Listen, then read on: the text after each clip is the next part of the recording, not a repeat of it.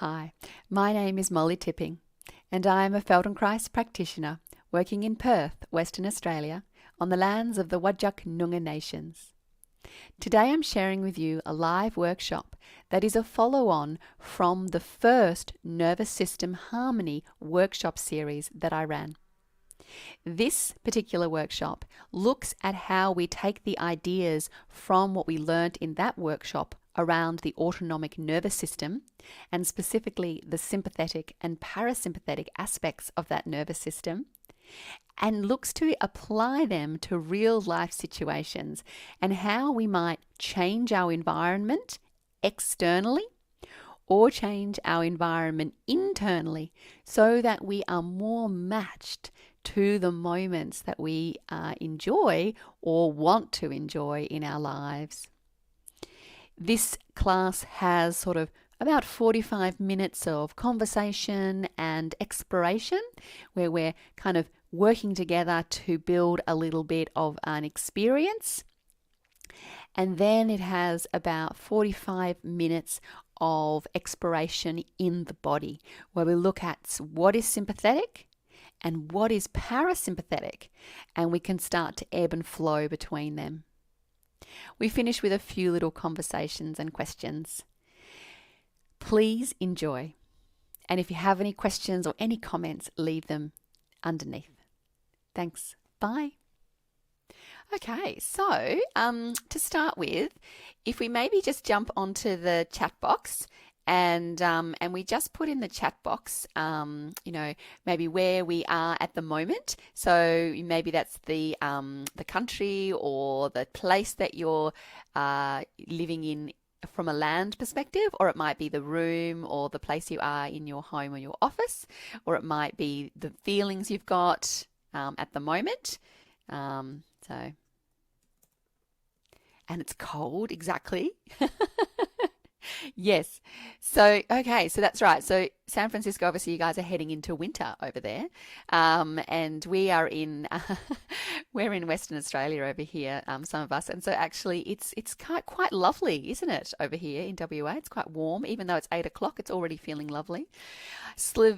Where are you? Slovenia, and it's 1 a.m. and winter. That's really cold and really in the middle of the night. Oh, Adelaide is warm, beautiful. And we've got someone from Canada who's already said hello, and another Perth person. Beautiful. All right. So, yep, in your living room. Oh, another Perth person. Excellent.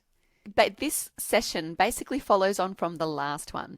So hopefully you've had a chance to watch the last one. And if not, you'll just catch up and then you'll be interested to go back and watch the last one.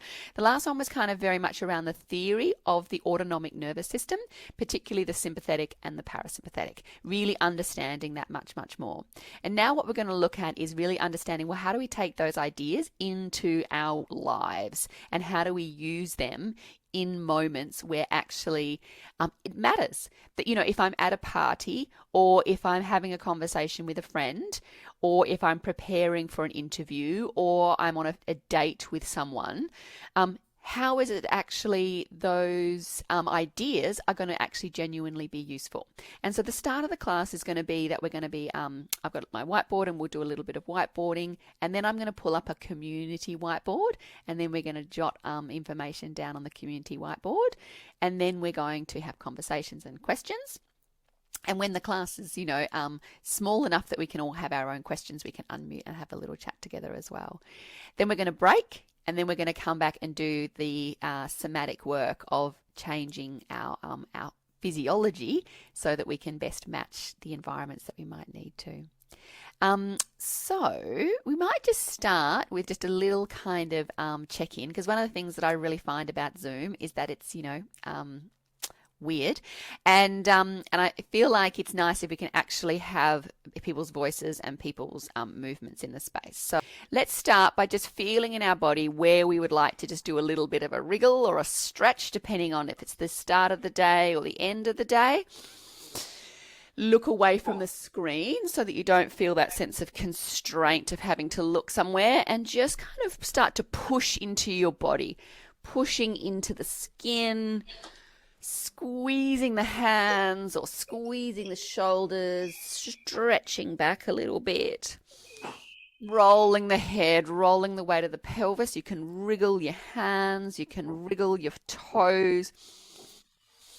And then as you're moving, feel the breath coming into your body. And then start to let out a little bit of noise.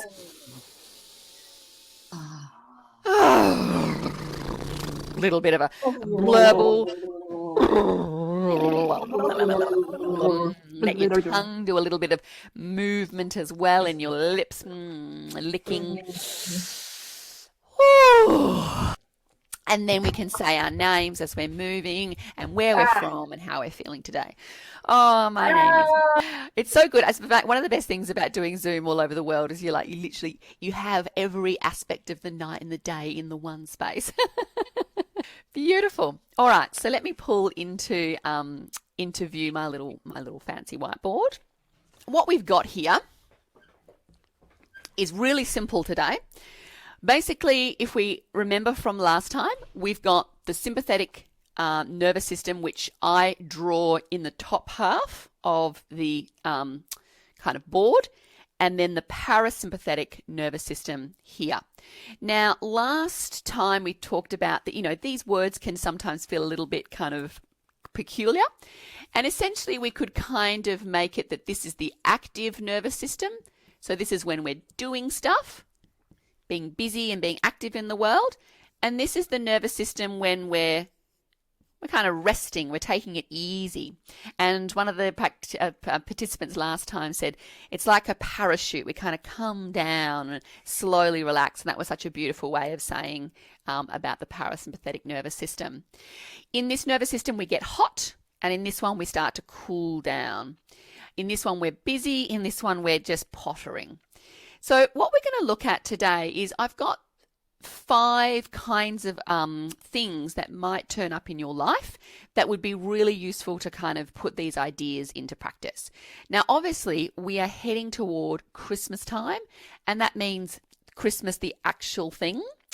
And then it sometimes means functions and parties. For some reason, everybody feels like having a party right now. I don't know if you're the same, but I have people saying, we should catch up. And I'm like, no, we shouldn't. It is such a busy time of the year. I do not want to catch up with you and everybody else. Let's catch up in March. So there's lots of functions on. As well as the normal birthdays, as well as the kinds of end of wind-ups for school and work. And so we've got lots of opportunities to practice this stuff. Now, you might be in a situation where you've also got a performance on. Maybe you've got an end-of-year concert that you're performing in, or you've got a big gig that you're sort of building up to. So there you can see here I've put them in the sympathetic. Now, it might be that Christmas is a really small affair for you. It's just a few kinds of friends or, just a small family. And actually, Christmas is something that kind of actually is much more in that parasympathetic experience. Okay. But in this sort of lower section, I've put the first date. So let's say you're in the dating scene and you're like, oh, actually, I'd like to, go on a date with someone brand new. That's quite an overwhelming experience. Or it might just be intimacy. Intimacy with someone that actually you've been with for a very long time can still be a really emotionally kind of sensitive and complex experience, or it could be intimacy with somebody new. And what I've got here is not necessarily where you feel like you might be. So let's say intimacy might make you feel really sympathetic. You might make you feel really hot and agitated, and you might feel like it's not something that is calming in your system. But actually, intimacy, we want intimacy to live in the parasympathetic. Yeah, because intimacy is about coming together and being quiet and gentle and soft together. And Christmas is an interesting one. Do I want Christmas to be quiet and gentle and relaxing, where I hang out with the few people who I love? And if so, I need to put Christmas here. Or is Christmas a big affair with lots of games and excitement and presents and noise and fun? And if so, Christmas is actually going to move up into the sympathetic. Okay. Now, as a general rule, a performance is always going to be up in this sympathetic, and a function is always going to be in the sympathetic. Once you add a lot of people, you have to be in the sympathetic. It's not possible for us to be in sympathetic experiences, to be in very big group situations and to feel like it's really relaxing unless it's our family who we hang out with all the time. And so actually, in a sense, it's not lots of different people. It's this one cohort of humans all coming together and we love each other. But still, it's going to be a bit noisy and bolstery. So let's say first date is here. Intimacy, we want that to be parasympathetic. Christmas, we might choose where we want to put it. Then the question becomes about me. So if I'm interested in intimacy, I'm then going, okay, so we want intimacy to be in parasympathetic. But when I, get into an intimate situation, it actually puts me up here. Okay? And so what happens is there's a divide between where intimacy really needs to be and where I am with intimacy. Okay? And this is what we're going to look at, is this what I call a mismatch. A mismatch between my experience and where I actually want to be with that experience. It might be that I really want Christmas to be relaxing, but my family seems to think that Christmas is a really good time to argue or to, have dance parties or lots of games. And I think I want to be here, but Christmas, everybody else wants to be here.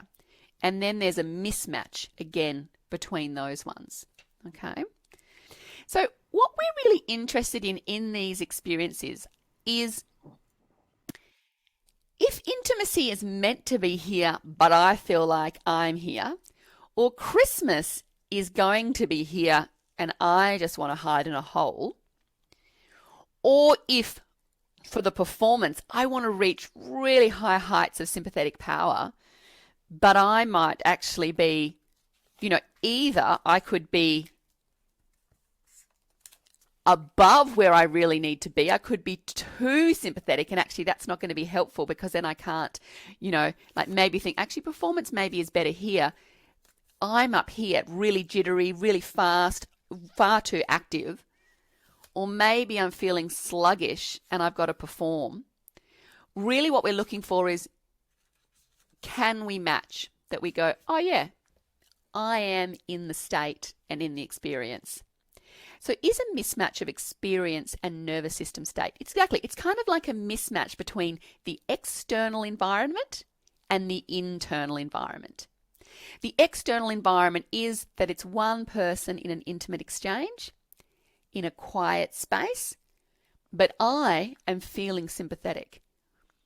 Or I'm in a really busy space and I'm like so overwhelmed by it, that busy space makes me feel like I just want to run away from it. That's not going to help me to enjoy being at the function because I just want to get out of there because I'm actually so sort of overly excited by the experience. Or I just want to be in bed having a nap, but I've got to go to the function. So it could be that there's an internal state in terms of how you're feeling right now, or it could be what you want, kind of internal conflict, absolutely. And so we'll feel that as internal conflict, but what we want to really look at is, oh, I'm just mismatched to my environment. My internal environment and the external environment don't match. And then we have a choice, okay? So let's say I'm here, I want to be here for Christmas. But Christmas, everybody wants to be like this. I have a choice. I can say, you know what, guys? I'm bailing out on Christmas this year. Really don't feel like coming. But I'm going to have, I'd love to have a cup of tea with you over the Christmas period. So I bring Christmas down to me. Now, some of your family may not think that's acceptable. And so that may raise the internal conflict. But ultimately what I'm doing is I'm changing the environment or the situation to match where I want to be. Or I can say, you know what, Christmas is just once a year, this crazy, fun, wild thing, and I want to feel like I can join that experience. I want to get in there and have a great time. So then I have to be curious, well, how am I going to get up to here and feel comfortable? And so then what we're interested in all of the time, and we'll repeat this over and over today, is do I change the external environment or do I change the internal environment? And sometimes we can do a bit of both. We can change ourselves a little bit and we can change Christmas a little bit. So that might be Christmas is going to go ahead as it is, but over the day, there's going to be moments in Christmas that you really enjoy, and maybe you only turn up for those moments. You say, actually, you know what, I'm not going to be there for the whole day. I'm going to turn up just for lunch when everybody's sitting down and having chats. I don't want to turn up for that start bit where it's chaotic. I don't want to be part of the present giving. So we start to make choices. Now, I will honour that in making choices in your life, you may increase the external conflict. Okay? So one of the things in terms of internal conflict, I have to draw another little me, is that most of the time we don't change we just feel terrible internally. We're like, I feel terrible, I'm hating this sucks, because we are unwilling to change the external environment. Okay? So as a general rule, my kind of premise is you are better off where possible, and this is a long-term goal, but you are better off where possible learning to engage in the external conflicts that may emerge by being honest than you are about maintaining internal conflict. Sometimes we need to just accept the internal conflict and be like, yep, this is what needs to happen. But long term, if you can have conversations and you can make choices about how you turn up to Christmas, or how you turn up to intimacy, or how you're going to enjoy a first date, or how you're going to perform, or what part of the function you're going to go to, or which functions you're going to choose. When you start making choices about this, you reduce internal conflict. Okay? So, one of the big premises for today is learning how it is that we can change the external environment and learning how we can change the internal. We're going to start with conversation around changing the external environment, because although if we look around our room now, we could realize we could change the external environment. But let's just pause with that idea for a second. So if you look around your room, you might recognize I could change the external environment. I could pull a blind down. I could lift a blind up. I could open a window or close a window. I can put more lights on or less lights on. There's all these things I could do. I could put a blanket on me. I could change the temperature of the heating in the room or the cooling in the room. And when I change that, because the environment and the nervous system are the same thing, they are interconnected. As soon as I change the external environment, I am going to change. And I'm going to feel more awake or I'm going to feel more sleepy, depending on those factors. And there are a few things that are kind of part of that, which is, and I'm just going to have a little look at my notes. Okay, so we can change the lighting in the room. The nervous system is so quick to respond to lighting. We can change the sound in the room. So if we put on some music that we kind of is quite upbeat, or we put the radio on, it's going to change the nervous system. If we add a lot of people to the room, so we get really kind of, make our room busy with people.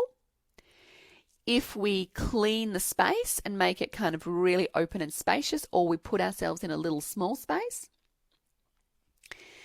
If we increased the kind of activity in the room, so it was like a function or it was a cup of tea date, just a chat with a friend, the activity is going to change how my nervous system is going to feel. And then what I'm wearing. So if I put on certain clothing or if I take off clothing, that's going to change how I feel internally. And then depending on the time frame, so if something is due right now, it's due this moment, I've got to get this happening. So, people are turning up in a few moments, I'm going to be much more sympathetic than if I've got all day to do it and it doesn't need to be finished by the time people turn up. They're all going to help me to do the work. So let's pull up a shared whiteboard.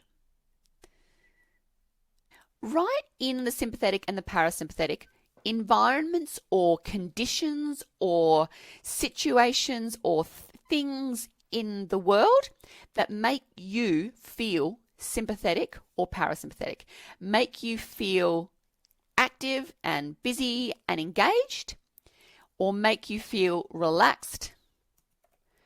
And over here, when I'm parasympathetic, it's going to be when there's like, let's say 3 of my oldest friends.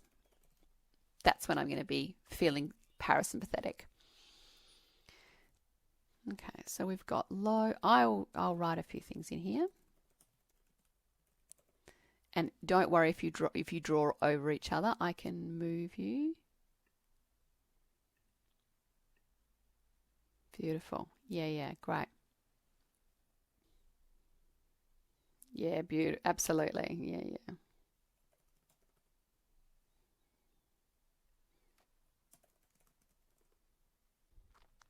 Now, hiking and skiing, although you enjoy it, is actually sympathetic because your blood is going to your muscles and you're working really hard and your brain is paying attention, particularly skiing. If your brain is not paying attention, you'll probably crash into a tree. So I'm just going to shift those over to sympathetic.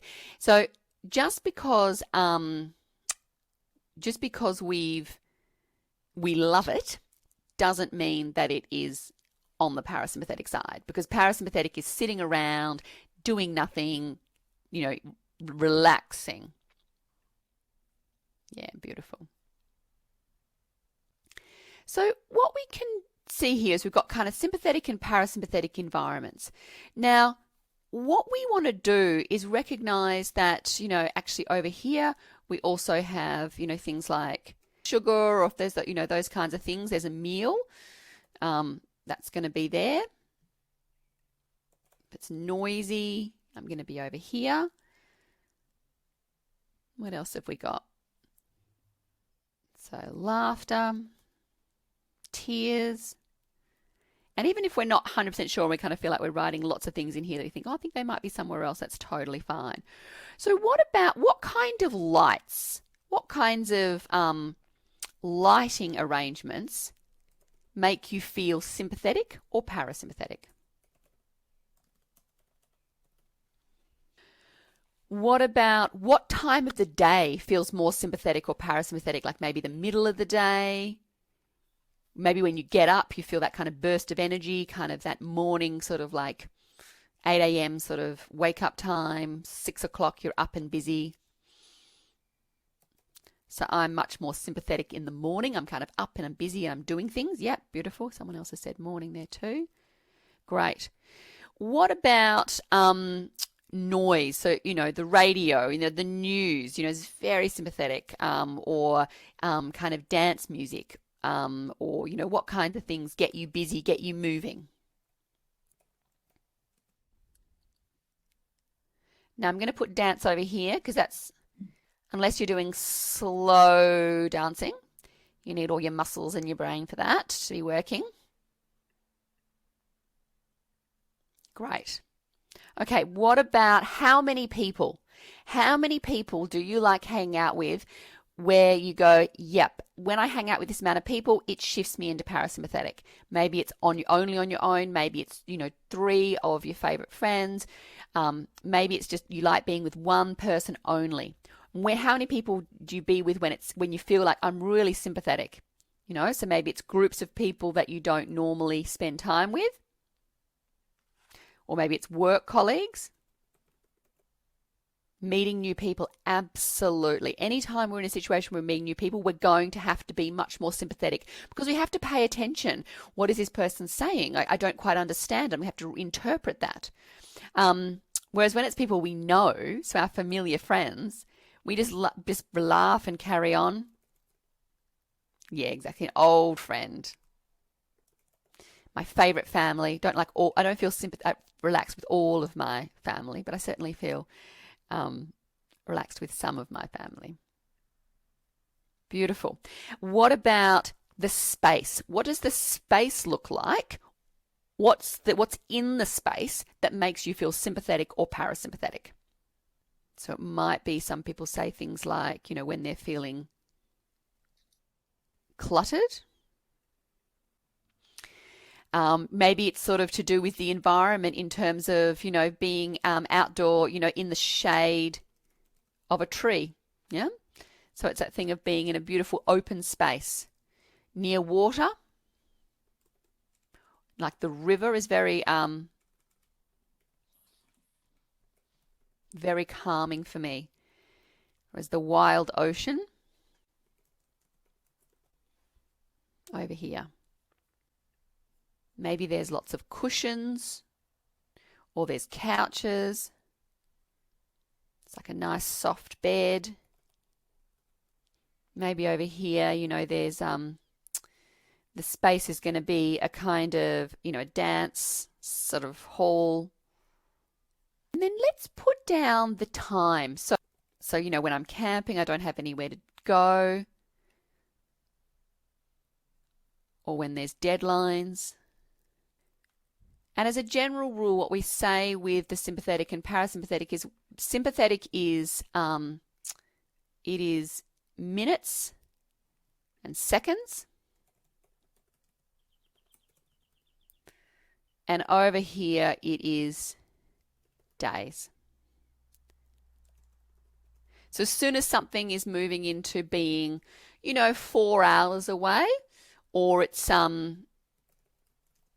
tomorrow or next week, we're going to be much more relaxed and have more time with it. And as soon as it's like it's in a few minutes, it's in a few seconds, then we're going to be much more sympathetic.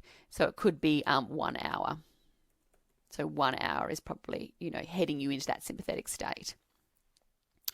Okay, and then just what about clothing? What kind of clothing makes you feel sympathetic, and what clothing makes you feel parasympathetic? I've got an oodie. I don't know if anybody else has an oodie, but it's basically a big fluffy thing that you stick on, and it's like wearing a pussycat. It's fantastic. Ugg boots, like my beanie. Yep, beautiful. And, whereas, say, for clothing, the thing that's going to make me more sympathetic is, something that is tight-fitting. Something where maybe I've got like fancy shoes that kind of, like difficult to balance on, or something like that. So high heels, or just kind of little kind of neat fancy shoes that I might be wearing out in the world. Slippers, absolutely. Fantastic. Okay. Loose clothing, yeah, definitely. Maybe it's when you feel like there's a challenge. So over here we've got, if there's a challenge on, competition.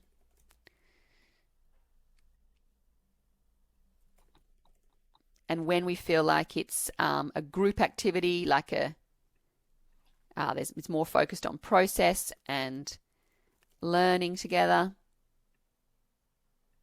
Yeah. When it's creative. One of the things that we want to do ultimately with these is we want to recognize that if I want to shift the environment to be more sympathetic or more parasympathetic, then I need to attend to these things. So let's have a think about Christmas and think, okay, so Christmas maybe is very sympathetic.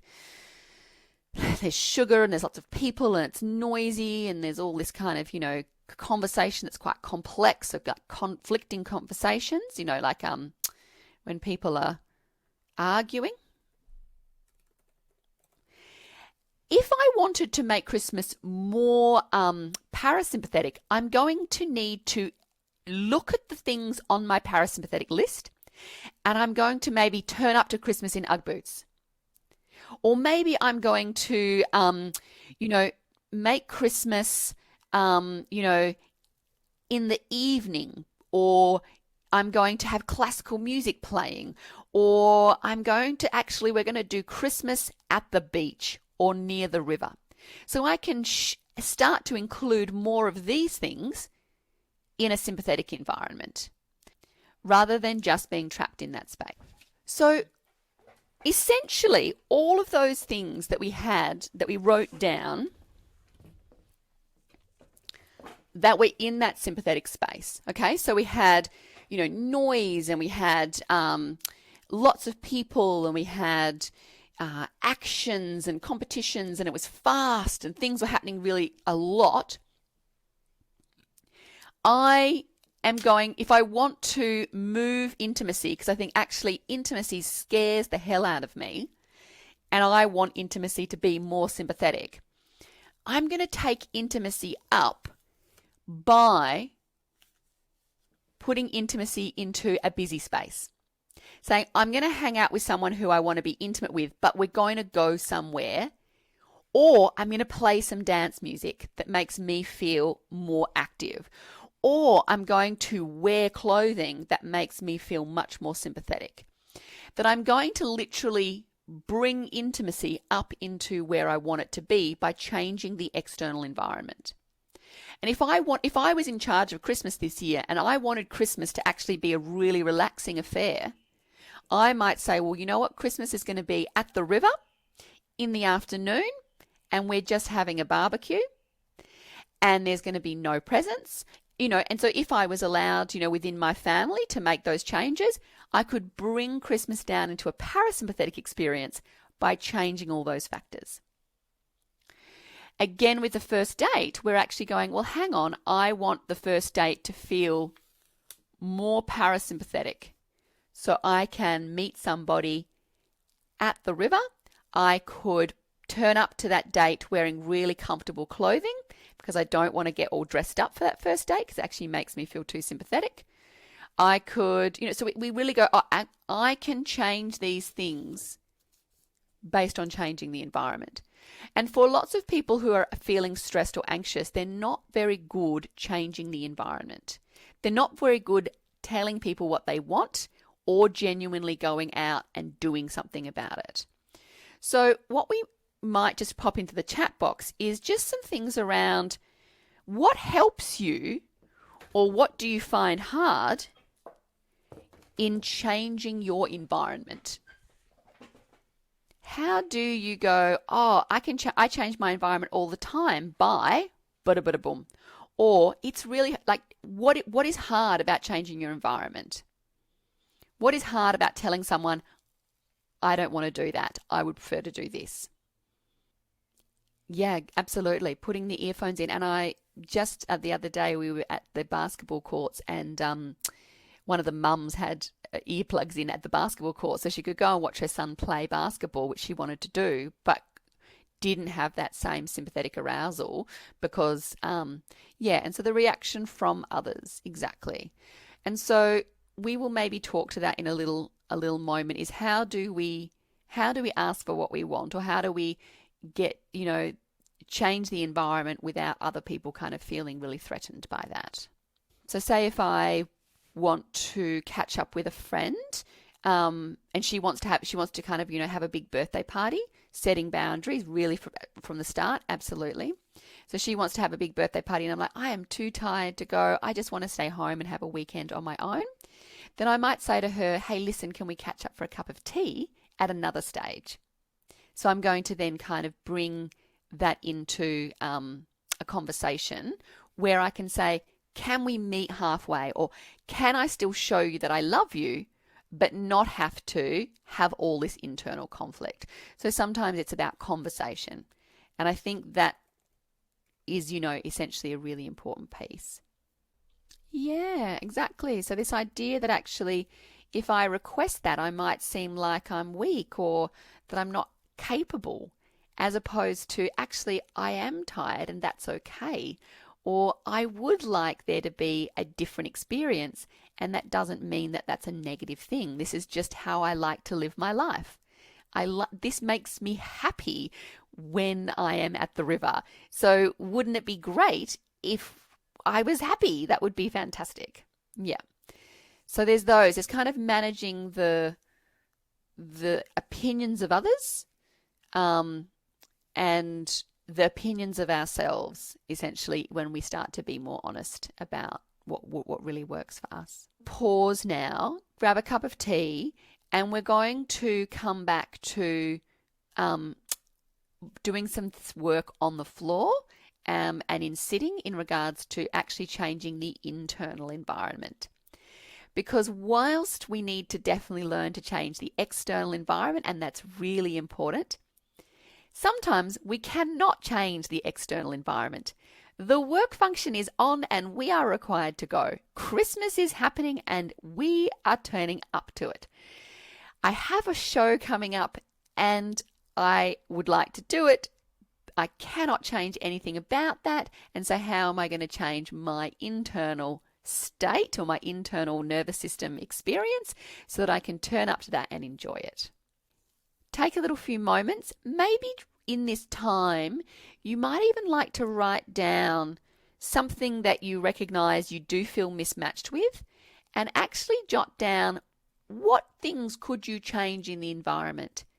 The lighting, the sound, the amount of people, what you're wearing, the time frames, if it's in the morning or the evening, the space that you run this thing in. Maybe it's not going to be at your house, maybe it's going to be somewhere else.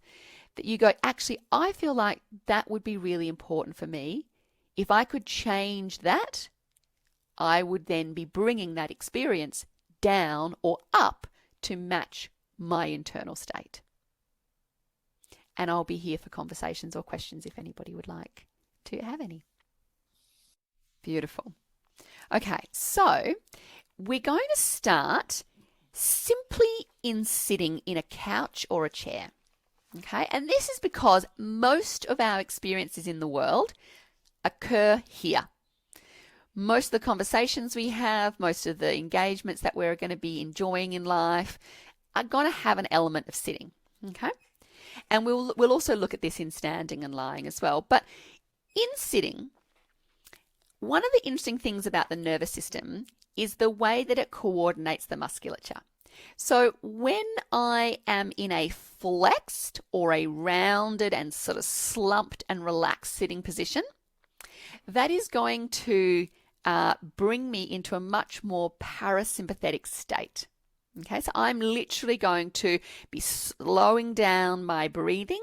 I'm going to be sending blood back to my organs, which is that parasympathetic organization of blood, simply by leaning back into the chair and being flexed. And the more flexed you get, the more parasympathetic. So let yourself really kind of sit back and slump.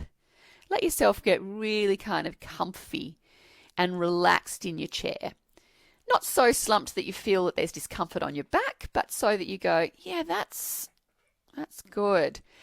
Because as soon as you let all of those back muscles relax, okay, because all of those back muscles are coordinated by the sympathetic system, as soon as they start to relax and you come into a flexed posture and your eyes can start to drop and your arms and legs can start to be quite sort of floppy and relaxed, so the blood is coming out of the muscles and back toward the digestive system, you're going to be more parasympathetic. And there have been times when I've been having a conversation with someone and I'm feeling myself getting kind of pulled into the conversation. My back muscles literally start to contract and I move forward into an extension, and I can recognize that my system is becoming activated by this conversation and I'm becoming more sympathetic. And it might be in a really great way of like, oh my goodness, it's fantastic. And so I'm in a sort of activated sympathetic state in the conversation. Or if it's an uncomfortable conversation, I feel myself being pulled forward. All I need to do is shift my weight back. Drop the eyes slightly, let the limbs fold and relax.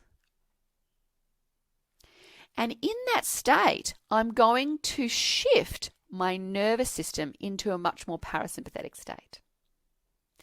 Now, if I'm sitting in this position and I'm starting to feel sleepy or disengaged or kind of sort of absent, wandering off and daydreaming, and I feel like that is not matching the environment, it's not matching how I want to be engaged in the conversation, all I need to do is sit up.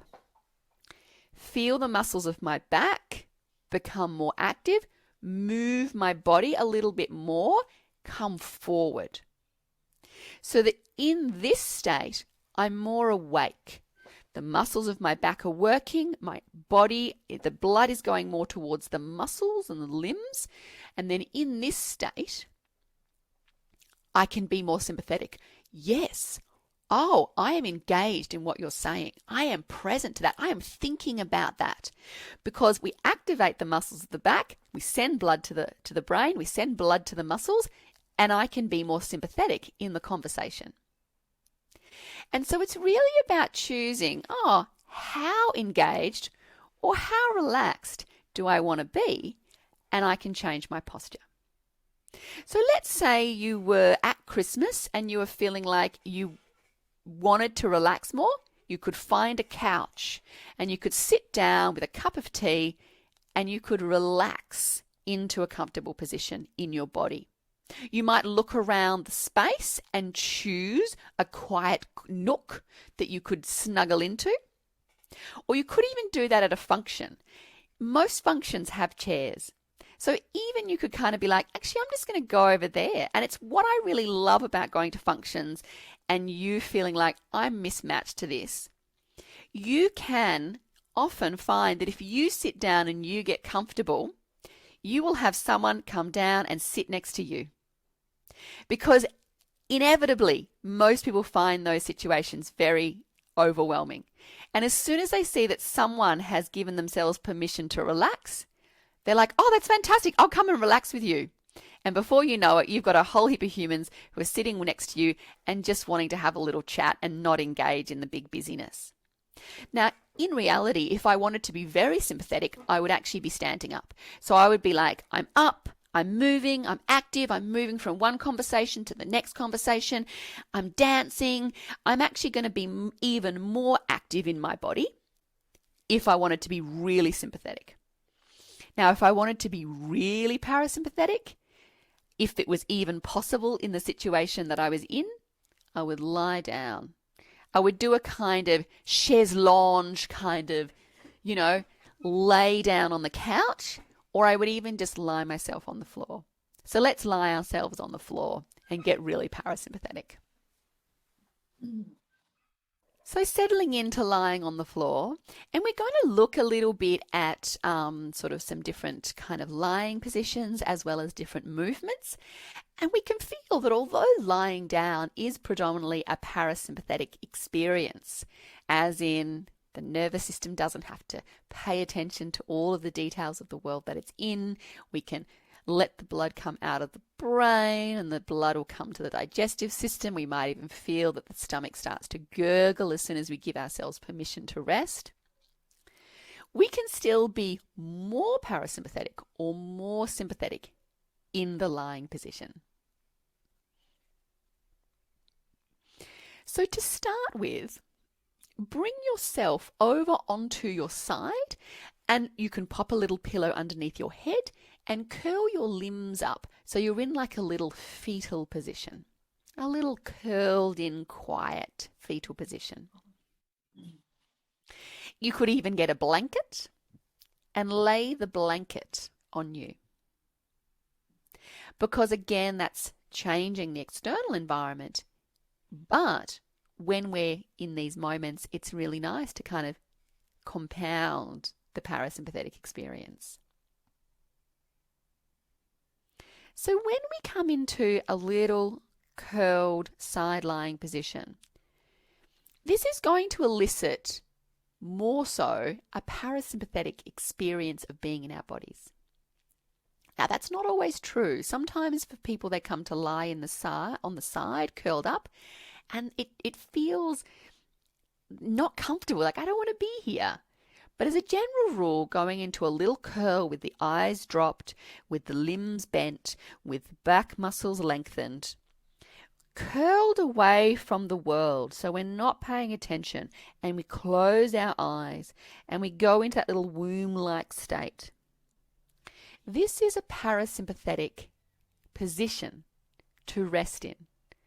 And you might have memories of when you've been in this position and you've really felt like you just had to curl into this position, maybe even pull the doona over your head and disappear completely from the world. And you really feel the body kind of going into this curl. Now, in this position, we could notice our breathing. And you might notice that it just sort of spontaneously slows down. That's simply by coming into this position with the back elongated and the limbs curled up. You just start to almost sigh. There's this kind of letting go, and the out breath becomes a little elongated.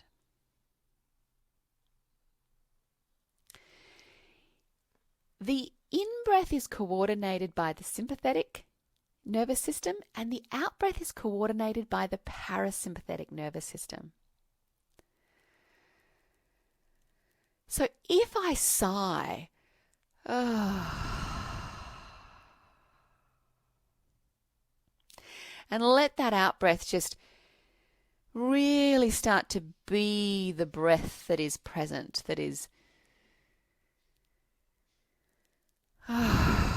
that is where my attention lies, or I elongate that out breath, or I just linger with it, float on it a little.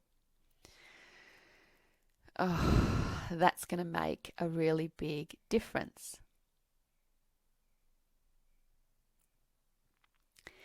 Roll over onto your back and have your legs wide and your arms wide overhead, so you make a kind of starfish shape.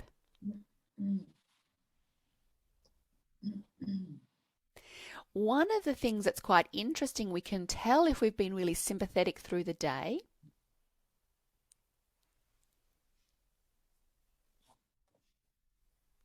is that actually when we are asleep, we find our limbs overhead. It's literally like in the night, we'll wake up with our limbs overhead. Or we might even go to sleep and we have to have our arms up. We don't have the capacity to fold them in and get really kind of curled in. And what's happening here is we kind of got that extension that's still in the body. But when we lie down with our arms and our legs extended, it's going to be a much more sympathetic position. Now, sometimes at the end of the day, we're going to collapse on the floor and be like, oh. And that is going to be the start of us relaxing. But actually, we're still in a sympathetic shape. So as you lie here, you might find, this I feel more comfortable with, that big open shape with my arms and legs spread wide. Now, if you were here to squeeze the muscles and to stretch into the limbs and to breathe in, you would be kind of waking up the system, which is often what we do in the morning.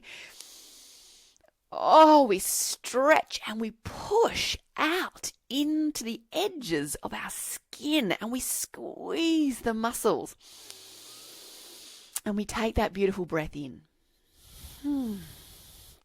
So get a sense of how this floor position, which is still relatively parasympathetic, how we can make it sympathetic by squeezing the muscles, by breathing in, by opening the eyes and looking around the room.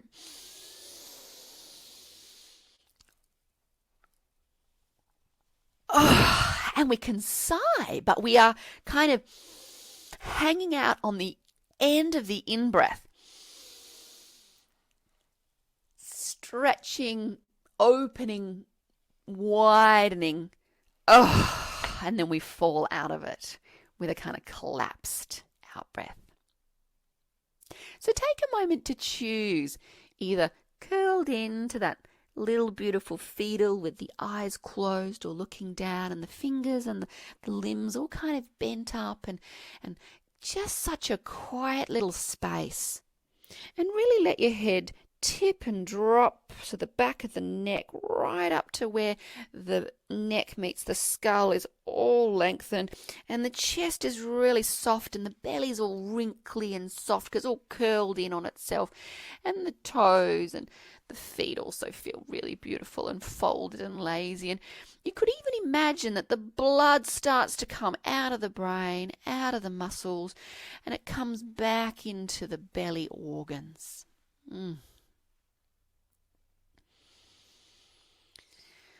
And you can let out a long, slow sigh.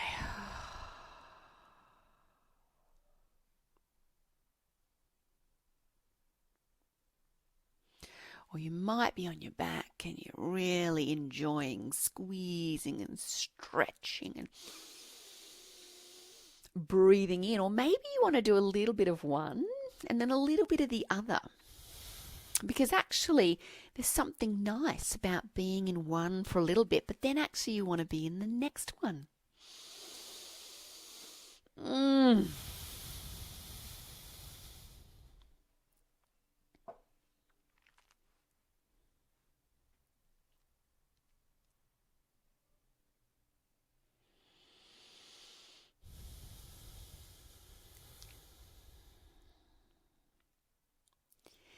Come over onto your back if you're not on your back, and bend your legs so that your feet are on the floor and your feet are kind of wide and comfortably resting.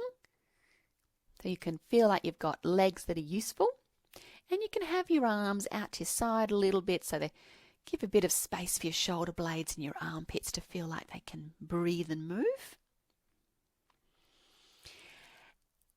And flexion is parasympathetic, and extension is sympathetic.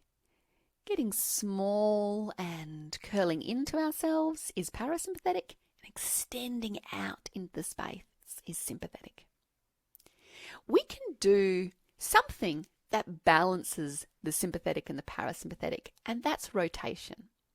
So very gently start to roll your legs and your feet and your pelvis a little bit from one side to the other. And feel as you roll your pelvis and you shift the weight from one buttocks and one low back, that you could start to also feel that the shoulders, the neck, the chest and the head could also turn a little bit, and that the head might start to follow the pelvis, or the head might start to turn in an opposite direction to the pelvis.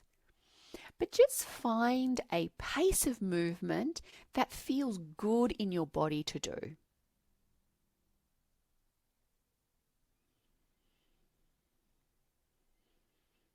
Beautiful. And then see if you could sense, and you might need to move your head more or less depending on this. So you might feel like, actually, I need to keep the head a little bit more still to find this. Or you might need to let it roll a little bit more. But could you start to move your legs from one side to the other and move them at such a pace that you feel that it actually brings on a parasympathetic experience within your nervous system? That the swaying, slow, gentle, languid pace that you choose, it actually starts to lull or shepherd your nervous system into a quiet, relaxed, parasympathetic state. That you go, oh, this is the pace of movement where I feel the blood comes out of my brain and I just feel just kind of maybe even daydream a little. There's nowhere to go. There's nothing I need to do. I can just fall into the feeling of my flesh and of that beautiful experience of rolling across the floor. Oh, and my breath gets slow, and maybe even there's a sigh. Oh, I feel the blood coming out of the muscles, and there's a softness, folding feeling in my body.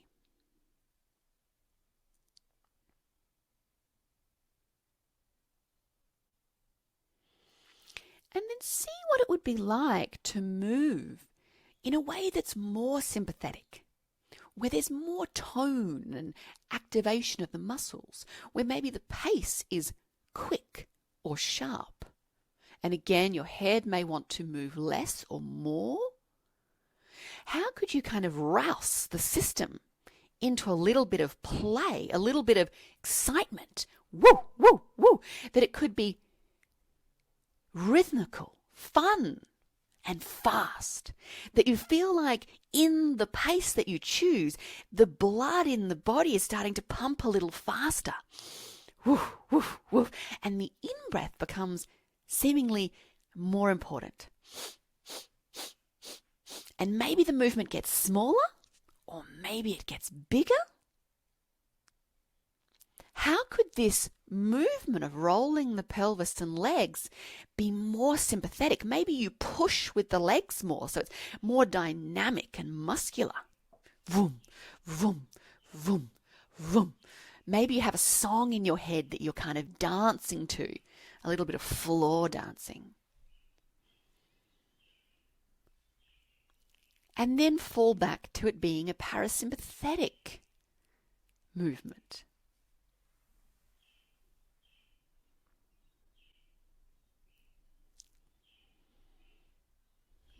And play. How can you shift from sympathetic to parasympathetic and parasympathetic to sympathetic? Just by the way that you squeeze the muscles and push the floor, or you change the pacing, or you breathe out or in intentionally.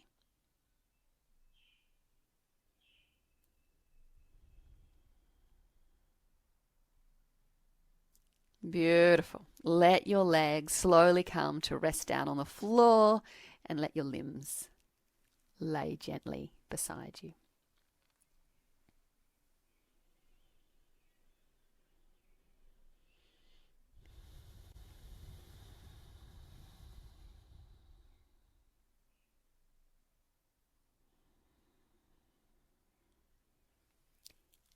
One of the ways that we can balance the nervous system is by balancing the breathing pacing.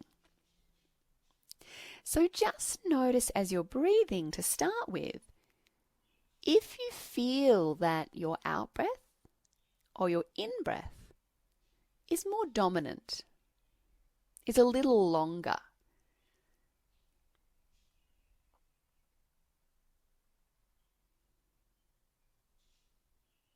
If we were to have a longer out-breath, which we can intentionally choose to slow and soften and extend that out-breath, we would be more parasympathetic. If we choose to shorten and draw in the in-breath and speed it up a little bit, we're going to bring our system into being more sympathetic. We're going to send that blood up to the brain, into the muscles.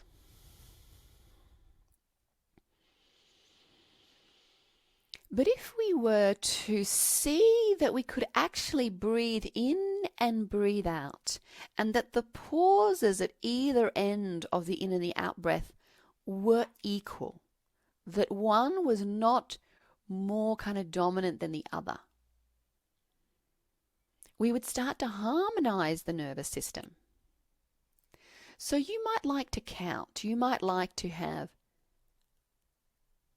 3, 4, 5 counts for an in-breath, 3, 4, 5 counts for an out-breath, and 1 or 2 counts at either end.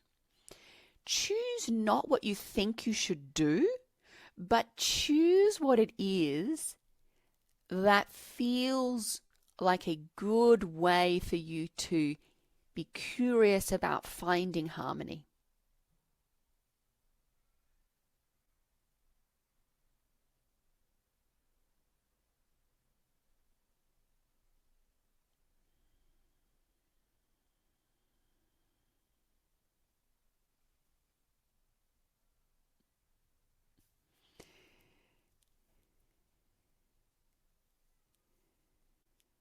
And see if you can find that you can breathe in and breathe out, and no one breath pattern is more dominant than the other. That you can breathe in, pause, and breathe out, and pause for the exact same amount of time. Now you might find in making that transition to that equalizing that it's not perfect. So please do not get attached to it being perfect. The more that we come into that experience that it is more or less equal, we are bringing our nervous system into a more or less harmonizing balance between sympathetic and parasympathetic. And it doesn't matter if it's 60-40 or 55-45 as we're heading toward finding some kind of 50-50.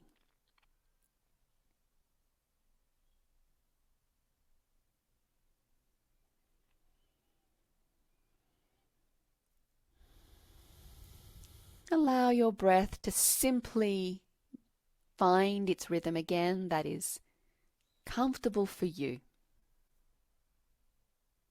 with whichever pattern of longer or shorter, in-breath, out-breath, pausing longer at one end.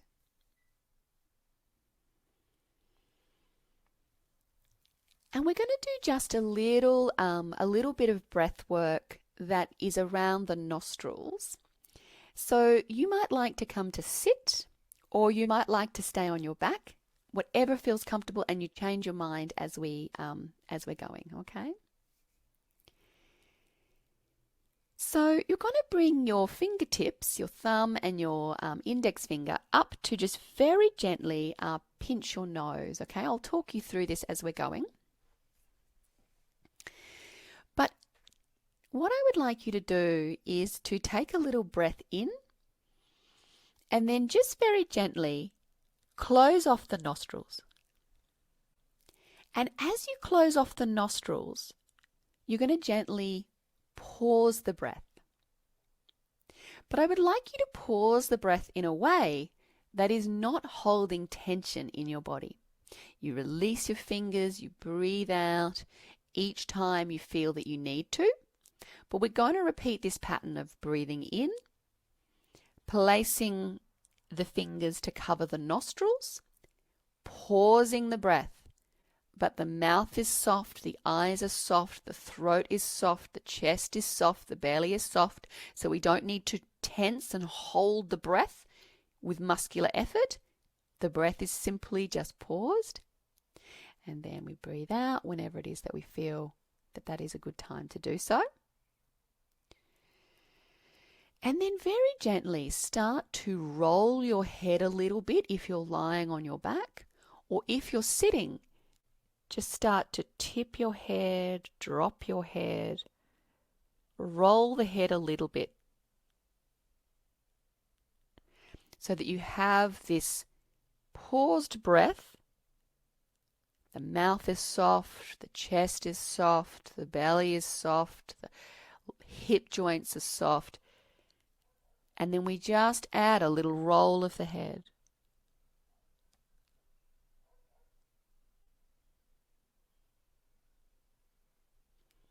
breathing out when it feels like it's a good thing to breathe out.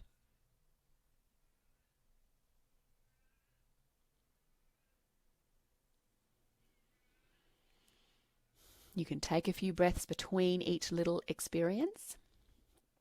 But as you are slowly doing this, you might find that the way or the length of the time that you can be with that paused breath starts to increase. And this is a wonderful little practice for building up the carbon dioxide in the system. That actually, as you are building up the carbon dioxide, you are doing lots of beautiful neurochemical work in the nervous system, in the brain. And one of the things that we want to do over a longer period of time is build up the capacity to pause the breath for even longer. Now, what we will also do is we will do the other end. We will pause at the other end. So this time, gently allow for an exhale, and then gently bring the fingers to the nose, pause, gently roll the head a little bit. But now we're on the out breath, and we're pausing on the out breath. The mouth is soft, the shoulders and the neck are soft, the muscles of the face and the scalp is soft, chest, the diaphragm, the belly, the pelvic floor is soft. That the pausing of breath is not an increase of tension, but simply a soft, quiet moment where not much is happening. And yet so much is happening neurochemically. Again, we just release the fingers and take the breath in whenever it is that we feel that that's a good time to do. Don't try to hold the breath as if it is a competition with yourself. Just simply feel the kinesthetic experience of when you would like to next breathe in, and that is it. You might notice as we are playing with either the pausing at the top of the in or the pausing at the end of the out, that one of those feels more comfortable, more able to create an internal shift that is pleasant. So you might swap back to doing it at the top of the in breath, or you might continue with this at the end of the out breath. Just a few more of these little pausings, allowing the nervous system to readjust to a new kind of experience of the carbon dioxide and the oxygen balance.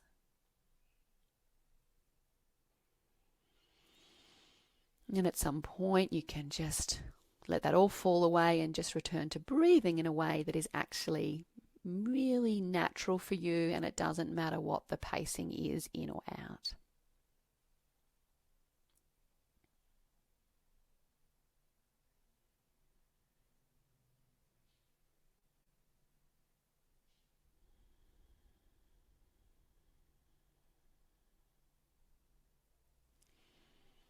Now, whether you're sitting or whether you're lying, can you bring your hands either, if you're lying, onto your belly, or if you're sitting, let them come onto your knees. And again, you might change the position that you're in so that you can do this in a comfortable way. You might even like to be lying on your side and the hands are kind of curled in close to you, or on your tummy and the hands are on the floor. The hands are a really good indication of the nervous system. And when we change how we use our hands, we change our brain and we change the nervous system. And in Feldenkrais, we have this beautiful little movement we call the bell hand. Now, the bell hand is sometimes a funny little word because it doesn't necessarily make lots of sense. But it might be that You could think of it as a jellyfish or seaweed floating in the ocean. But could you start to bring the tips of your fingers a little bit toward each other and then a little bit away from each other, bending softly in all of the tiny little joints of your hands? That there's 27 little bones in here and 33 joints. And that you could start to find a pacing of movement with your hands that feels comforting, that feels like it slows your nervous system down and brings that parasympathetic nervous system into experience it. So it feels like you are calming yourself just by the gentle ebbing and flowing of your fingers. Letting the fingers be soft. Folding them in. Feeling the sensitivity of the hands, that they are hands that love to feel and sense things. That the skin is so sensitive and so gentle and comforting that you might be feeling the fabric on your tummy, on your legs, on the floor, and really getting into the sense of that, as well as the sense of the hands moving.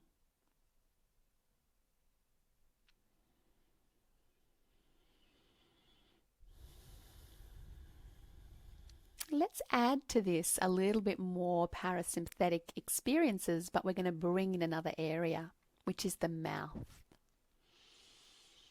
So get a sense of your tongue, your lips, and all the muscles around your mouth. And can you soften your tongue, let it spread in your mouth? Almost like your hands and your mouth are sensing together. Sensing the cavity of your mouth, the softness of your lips, making little small puffs with the lips, little unfoldings of the tongue, little lickings of the tongue. You can feel you're kind of sensing the wetness and the saliva in the mouth, maybe swallowing a little bit.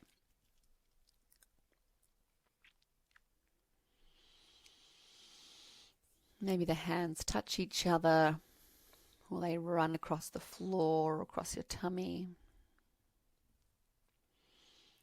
And then just getting a sense of your eyes, and the little eyeballs like soft plums settling back in your eye sockets, and the muscles of the eyes.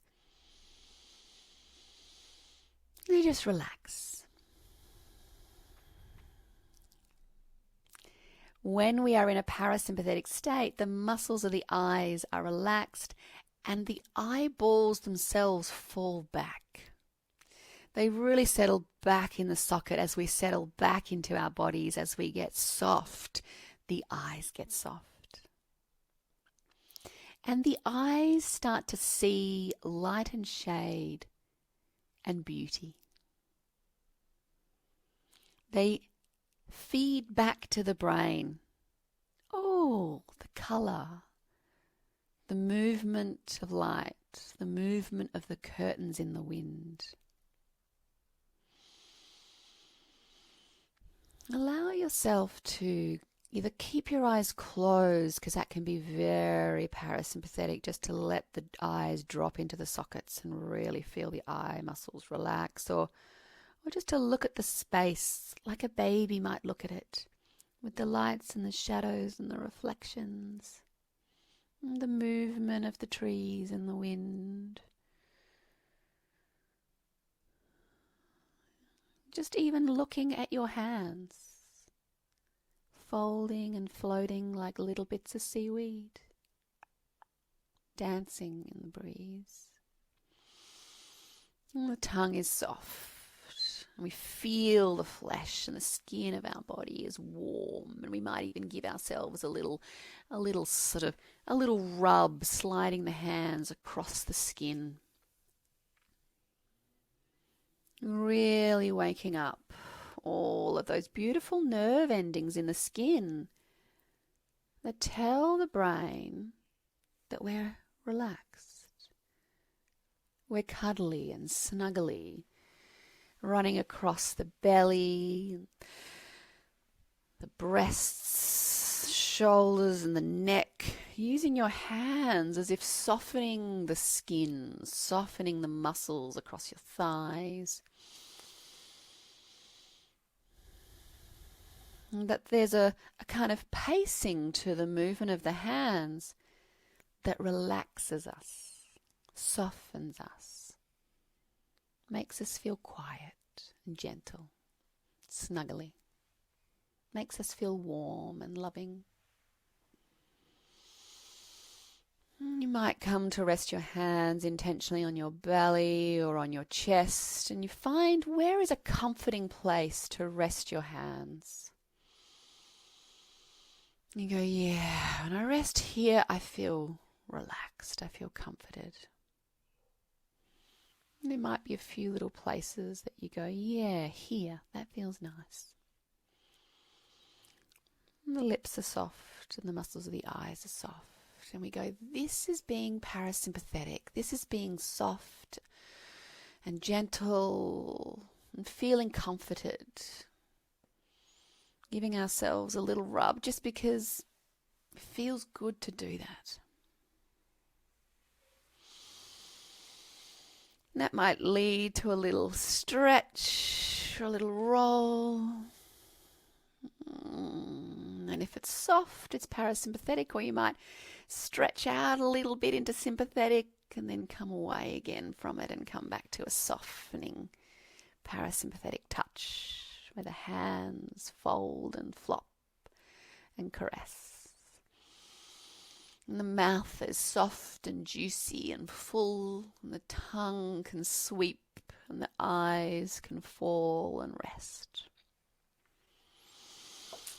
And we sigh out. And then maybe there's even a little hum.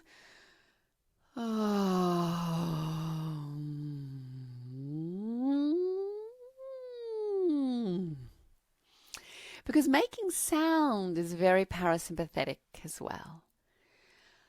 Bum bum bum bum. La la la la la la la.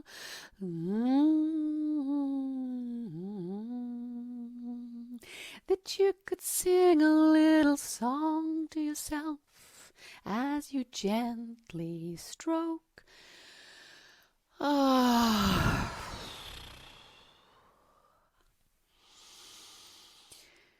And you can let that go and just rest.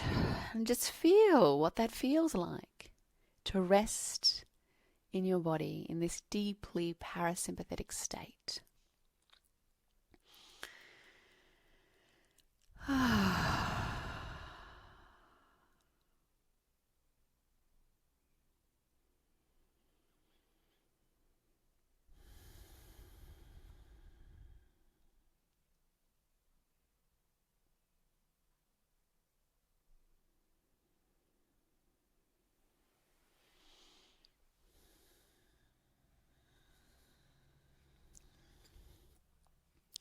Bend your legs and bring your feet up to standing. If you're not on your back, come onto your back. And just start to squeeze your hands to make a kind of a fist, a kind of strong activation of your hands. And then just very gently, you can bend at the elbows, but start to kind of wrap your hands on the ground like you're playing a drum. Ba-da-boom, ba-da-boom, ba-da-boom, ba-da-boom, ba-da-boom. opening and closing the hands as you like and just thumping. Bada boom, bada boom, bada boom. And then just start to bada boom, your feet, like you're stamping your feet. And you start to kind of wake the body up with this kind of rhythmical bumping of the feet, bumping of the arms. Maybe you're bumping your elbows, actually. You think, actually, I want to bump my elbows and not bump my fists. Maybe you want to actually let your legs go long and kind of bang your legs with them being long, but start to add in a kind of rhythmical pounding and thumping and bumping, almost like you're having a little bit of a wrestle with yourself, a little bit of a wrestle with the ground, or almost a kind of a little, and you can use your breath and use your voice and use the blood in the muscles to thump, almost like having a little kind of tantrum, like, oh, it's been a and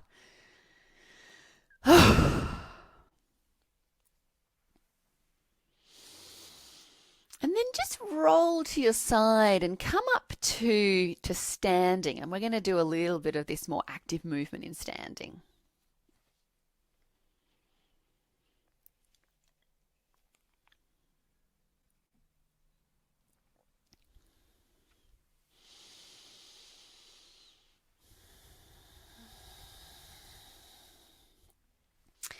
And as you're coming up to standing, see if you can kind of keep that kind of rhythmical, like bada bada bada boom, or shaking, or squeezing, and rolling around and wrestling, and just going, okay, maybe arms up.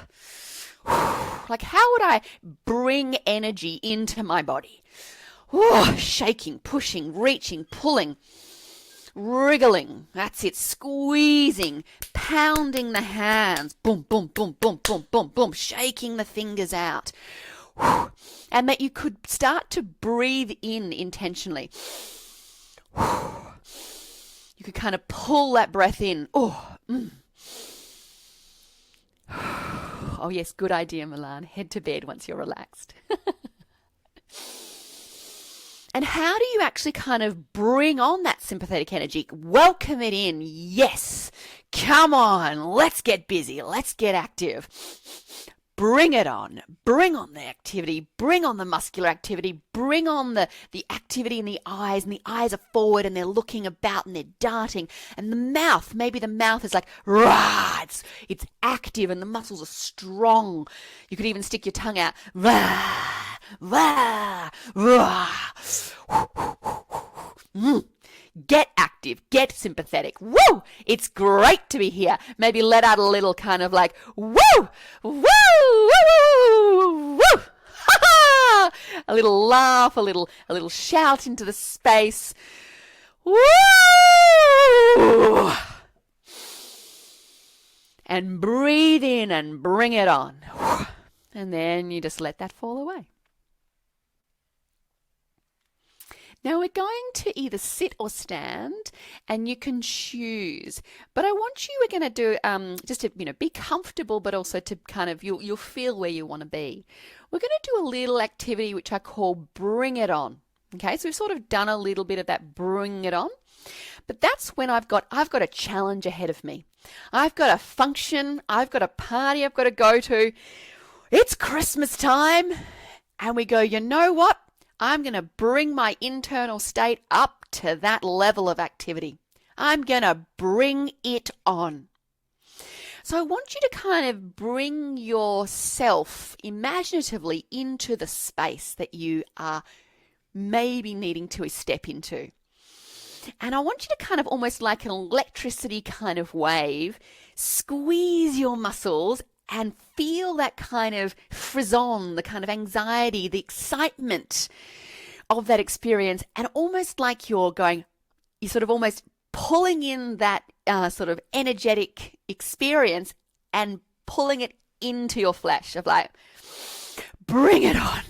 And if I'm driving somewhere and I'm feeling really like, oh, I don't really want to go, I feel sleepy, I don't want to talk to people, I'll hold on to the steering wheel and I'll squeeze it and I'll squeeze my muscles and I'll be like, I'll breathe in, bring it on, here we go. And I'm pulling that activity and that sort of excited energy into my body, and I'm squeezing the muscles, and I'm sending the blood to the brain, sending the blood to the muscles. My eyes get big and wide. Bring it on. And then I can relax again. So again, like last time I was saying, we don't want to vilify the sympathetic. It's fantastic. We want to bring the system up to meet the challenge sometimes, knowing that we can bring the system down if we want to.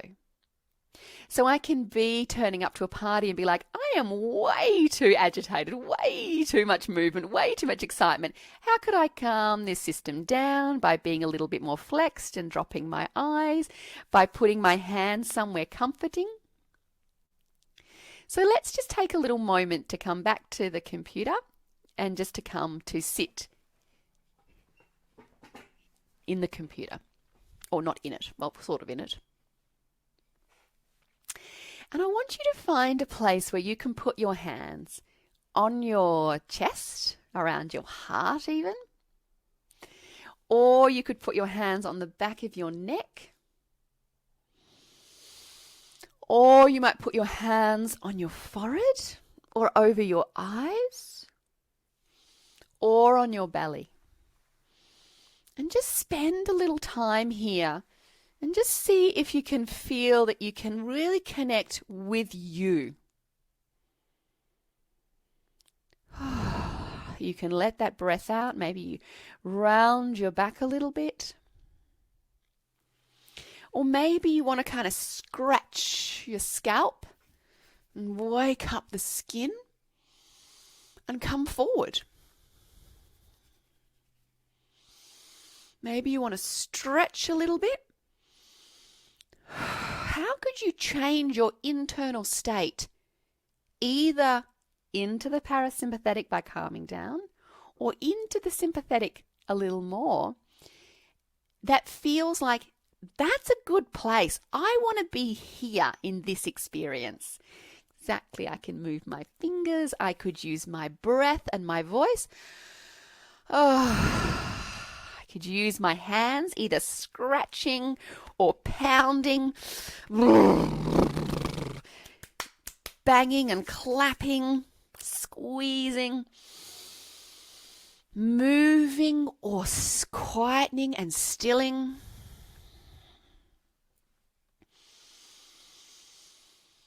That I go, I can change my internal state really simply by changing my posture, by simply looking down. As soon as I look down, my whole system is going to change. I could be in a conversation with someone. I could just change my breathing. They wouldn't even know I have changed it. Or I could be feeling really sluggish and like, oh, I've got to move. I am like, my brain's not working properly. If I just stay sitting here, I can't even think. So I'm going to move and I'm going to get the blood back in my brain, back in my limbs, because I can't pay attention. And that we can swap between sympathetic and parasympathetic at a moment's notice. I can be really busy and then I can relax. And in the beginning, it may take a little time to swap really quickly between them. And that's fine. You may sit back and relax and just kind of almost witness the blood shifting. You might close your eyes because that helps you to find that parasympathetic state. You might just lick your lips. You might just feel the fabric of your clothing. You might be more interested in sensation and gentleness and beauty, just seeing the world, gently moving, the light and the shade of it. Hearing beautiful little subtle sounds of birds and the wind in the trees.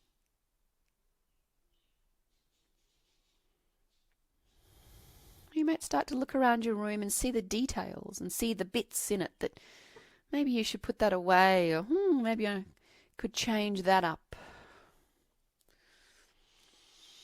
looking out in the garden and seeing the objects, giving them names, and really kind of using your brain in the way that you see, kind of actively. Really hearing out for details, being forward. And so we're going to bring today's little experience to a close. If everybody could come back to the computers, and we will just go into the chat box and just write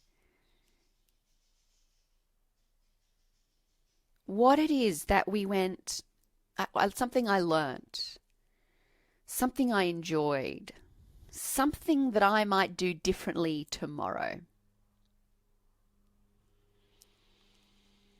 Changing the internal environment, all of those beautiful tools that we have. Changing the external environment, recognizing that we want to be able to do both. Putting you into a parasympathetic state to go to sleep, bringing yourself up into a sympathetic state to join all the busyness and wonderfulness that's going to be part of this next little patch of our lives. What might you do differently tomorrow? And as a little piece of homework, take an experience that's coming up and be curious about how you could change the external environment and how you could change your internal environment so that you could match the experience more and it could be more enjoyable. Some things we can change in the external environment and some things we can't. And some things we can change in the internal environment and some things we can't. And how we have a bit of both. And so I will linger around if anybody has any little questions that they want to ask as well. But everybody, thank you for coming along, and I hope that has given you lots of little food for thought. I really enjoyed this session, Molly. I was at a cafe because I had to do like a report, and I do not enjoy writing reports. So I brought my little body to a cafe, and because I really enjoyed that external change of environment instead of working from home, Absolutely, which yeah. I mean, I work in my bedroom, um, which is a very parasympathetic place for me, and I intentionally so. And I actually can't do any work, report writing, thinking. And so I went to my like a neighborhood cafe, and actually, I had to go to the washroom. I brought my computer down, and then I was like washing my hands, and then I jumped up and down, like just to get my body. So when you were saying pounding and just activating the sympathetic part internally, that was I really enjoyed that. I was like, yay, I know how to get myself going, the sympathetic, jumping up and down in the basement bathroom of a cafe, and then coming up again and sitting down and writing my report. So thank you. Yeah, but I will take away is to learn the external, changing the external as well to balance Absolutely. it. I Thank think, as a general rule, we're all better at one. We're either someone who is really good at changing our internal environment or really good at changing our external environment. And we really want to get better at both, but know that it might take us a few years to feel really comfortable with it, and that particularly learning to change the external environment, can make us feel anxious. But the thing that's really important for me is which is the anxiety I would rather choose. So when anxiety is present either way, so anxiety is present because I'm feeling mismatched to the environment, or anxiety is present because I feel like learning to change the environment is really an overwhelming, complex thing for me to do. If I think, okay, in 3 years' time, what would I prefer to be able to do?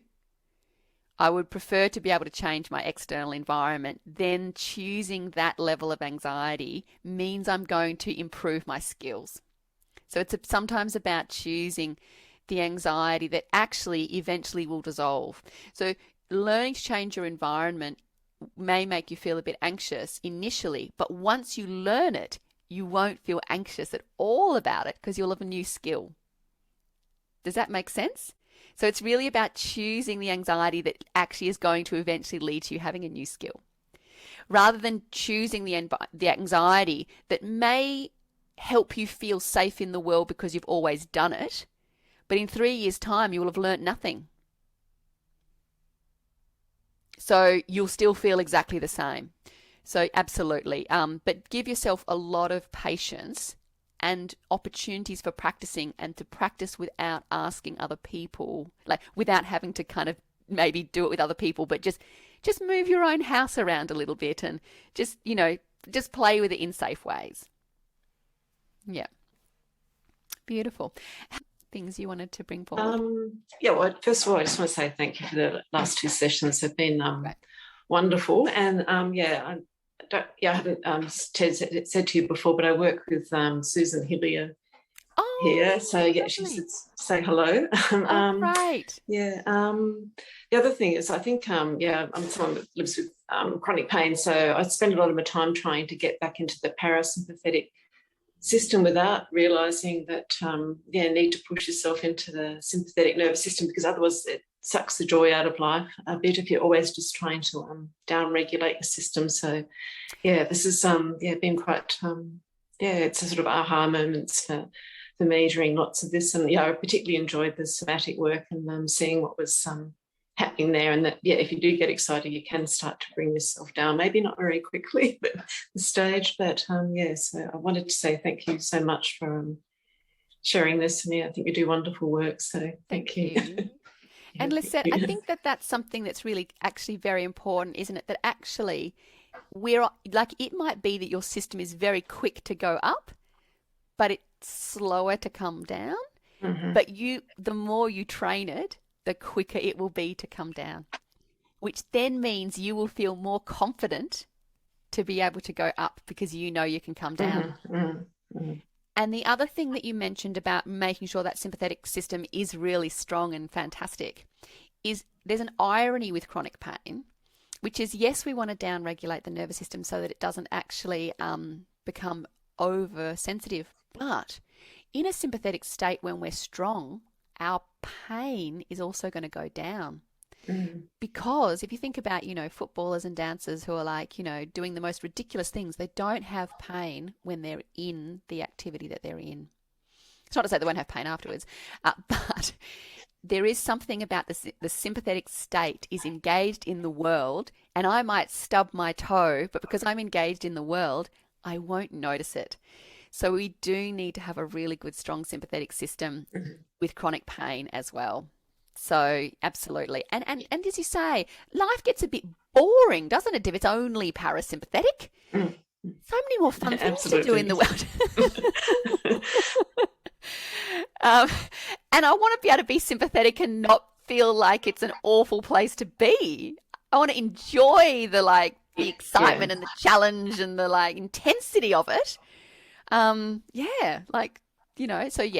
again, that's that thing of gently doing that as well, Lisette, finding little ways for you to enjoy being sympathetic. And in the next 3 years that you might feel like, oh, I'm pretty balanced, Yeah.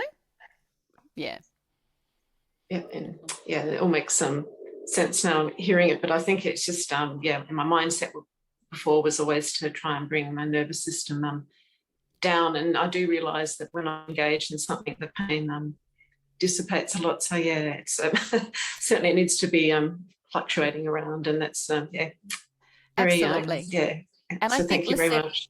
what I will say as well is it's not that you're thinking you need to relax. This is generally what everybody is encouraging people to do. And we definitely need to learn how to calm our nervous systems down and how to drop into a very parasympathetic state. We absolutely need to learn that. But we don't want to vilify accidentally in that process the sympathetic system. And we want to get stronger in that system, you know, like, so I think it's just, yeah, you would have been told by many people that you needed to calm down. You haven't been told by many people, we're going to also build up the strength in the sympathetic. So yeah, it's a kind of global cultural sort of phenomena really as well. Can Beautiful. I All can I right.